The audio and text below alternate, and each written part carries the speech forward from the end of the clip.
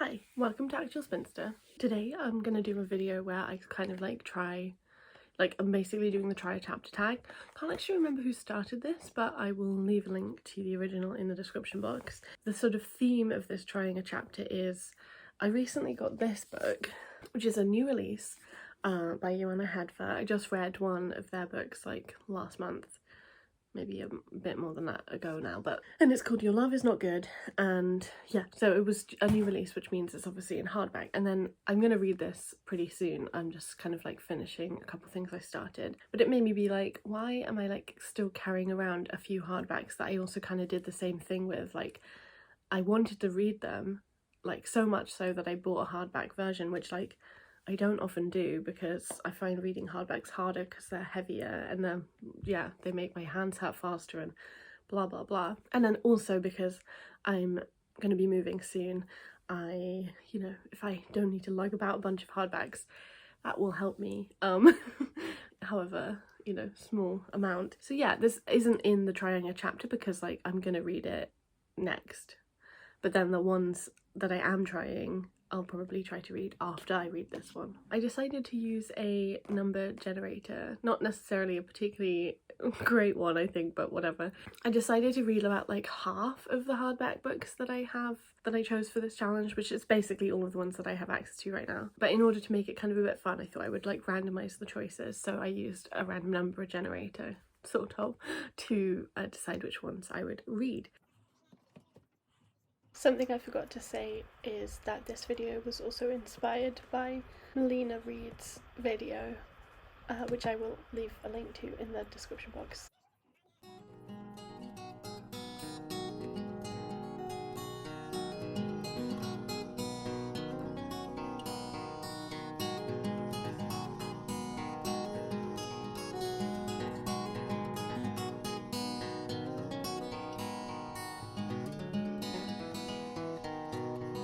Okay, I'm back with an update. One of the books that was chosen by the random number generator was Women of the Harlem Renaissance Poems and Stories, and I thought I would just read like either the introduction, honestly, because that will probably be good to read, or just like 10-20 pages of it. But I'm having bad headaches, and this is very white paper, and also like there's not much space between the lines, so I've decided not to try it. This one was also like one that I got recently, which like sort of makes it for this challenge a bit less high up, because I think I will read it sooner because it is quite short. And yeah, but anyway, I've decided to swap it out for another one, so I'm gonna redo the number generator for the ones that I left, and then we'll see which one I get and swap it out for that.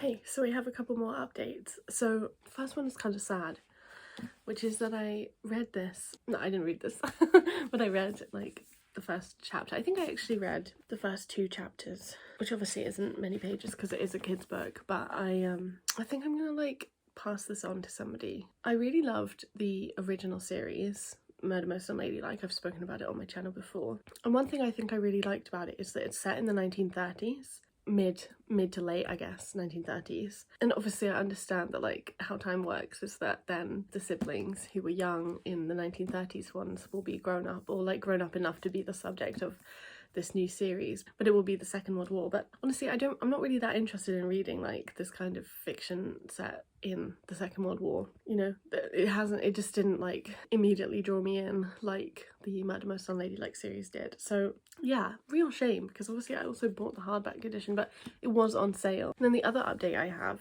is that I read this first, there's a prologue, and I didn't read the full prologue, so I was like looking at things and I was trying to do it kind of equally, but maybe it's silly not to read the full prologue. But I read like the prologue itself is like split into 3, and I read the first section of that 3, and I did enjoy it. I found it a little bit confusing, but it is the beginning of a big fantasy book. How many pages is this one? This is 846 pages, so I think being confused in the beginning is sort of like par for the course. But yes, I mean, I did enjoy it, and I thought it was written nicely. I read Priory of the Orange Tree, which is not it's not a direct series. This is a prequel to that.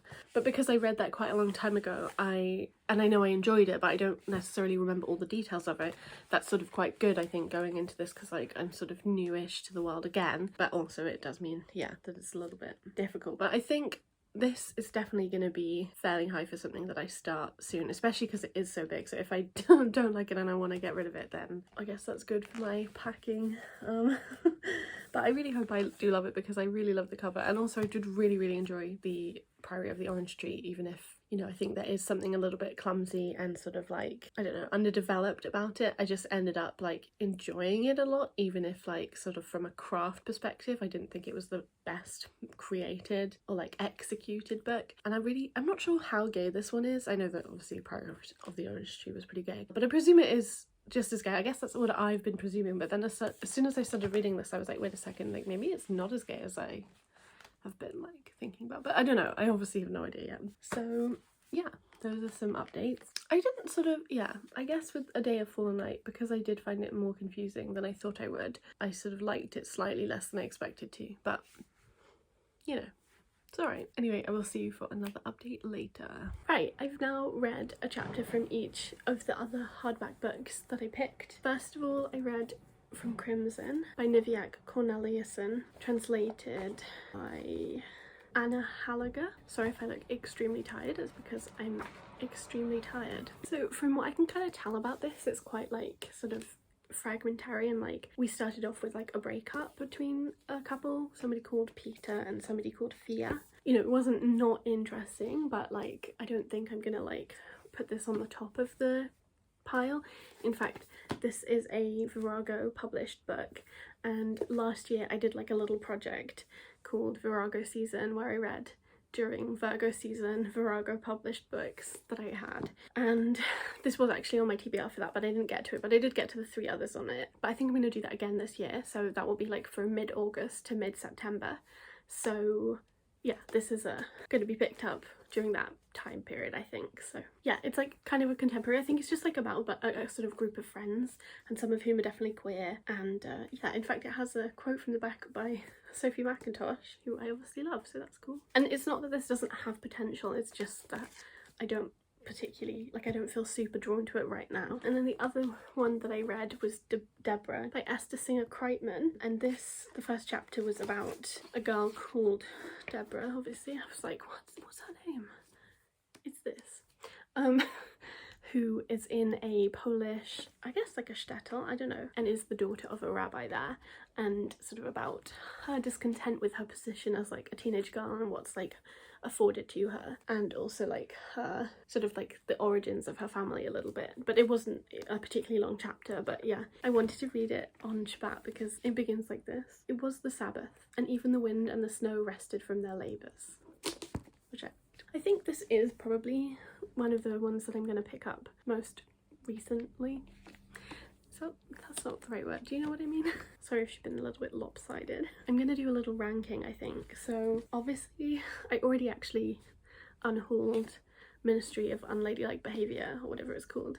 So that's obviously the lowest ranked because I'm not going to read it. And then in terms of these 3, I think this one is the bottom of the pile.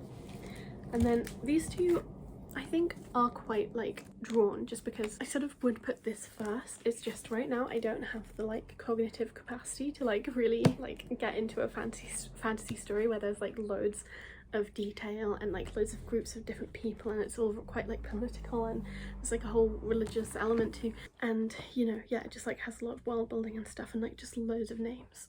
I sort of feel like I could end up picking this up first before this one, but I think this is something that I've wanted to read for ages. Yeah, I think when I'm not so fatigued and also sleep deprived on top of that, I will pick this up and read it, because this is on my kind of like to read this summer TBR, whereas this one isn't. Although if I do read it and I don't like it, that's a big chunk of space and weight to get rid of, I guess. I did want to say, I don't know if I said this, but I did, because when I first read the sort of first chunk, I actually just read one section of the prologue, but I have actually read the whole prologue now. So yeah, and I do think I'll enjoy it. It's just about, yeah, having the mental capacity to really be able to not only like understand what's going on, but also to like recall the various different groups and people, so that like as the story progresses it still continues to like make sense, you know. But yeah, bit of a mixed bag, I guess. It is sad to like unhaul a book like that, but what can you do? And it was nice to read these, and I do feel like, having read the first chapter of this, I feel a bit less intimidated by it, because I feel like I sort of built this up in my head a little bit when like I don't really need to. I don't know why I have. I guess it's because I haven't read a translated Yiddish book for a while. Oh, that's right, I should have said that this was translated from the Yiddish. By Maurice Carr in 1954. That's very interesting. It was originally published in 1936. That's the end of this video. Thank you so much for watching. Let me know if you have any thoughts on any of these books, including this. Also, if you are interested in Virago season, let me know. Maybe I can make like a thing of it a bit more than I did last year, because I didn't have the capacity to. Although, to be honest, I probably will be moving around the same time as well, so who knows. But anyway, whatever. Yeah, thanks for watching, and I'll talk to you when I next talk to you. Bye.